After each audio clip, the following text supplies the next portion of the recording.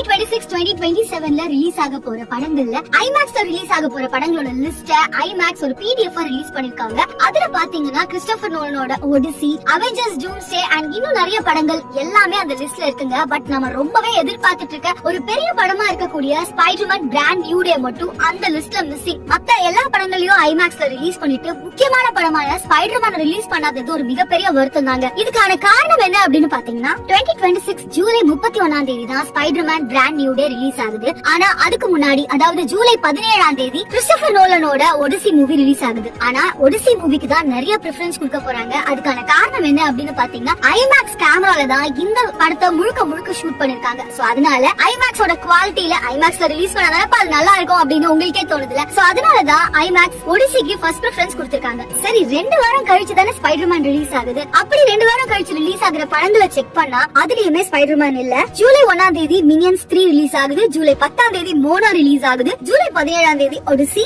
இந்த படங்களை தொடர்ந்து டைரக்டா ஆகஸ்ட்கான லிஸ்டுக்கு போயிடுறாங்க. சோ தப்பி தவறியாவது ஸ்பைடர்மேன் ரிலீஸ் பண்ணிட மாட்டாங்களா அப்படின்னு உங்களை மாதிரி எங்களுக்குமே எக்ஸ்பெக்டேஷன் இருக்கு. மேபி இந்த லிஸ்ட்ல சேஞ்சஸ் வந்தாலும் வரலாம். நல்லா நோட் பண்ணி பாத்தீங்கன்னா 27 ரிலீஸ் ஆக போற அவெஞ்சர்ஸ் டூம்ஸ்டே, அவெஞ்சர்ஸ் சீக்ரெட் வார்ஸ் இதெல்லாம் கூட இருக்கு. பட் ஸ்பைடர்மேன் மட்டும் இல்ல. அண்ட் இதுல என்ன ட்விஸ்ட் அப்படின்னு பாத்தீங்கன்னா 2 படத்துலயுமே அதாவது ஒடிசிலயும் டாம் ஹாலண்ட் நடிச்சிருக்காரு அண்ட் ஸ்பைடர்மேன்லயும் டாம் ஹாலண்ட் தான் மெயின் ஹீரோ. அவர் நடிச்ச 2 படத்துல ஒரு படம் தாங்க ஐமேக்ஸ்ல ரிலீஸ் ஆகுது.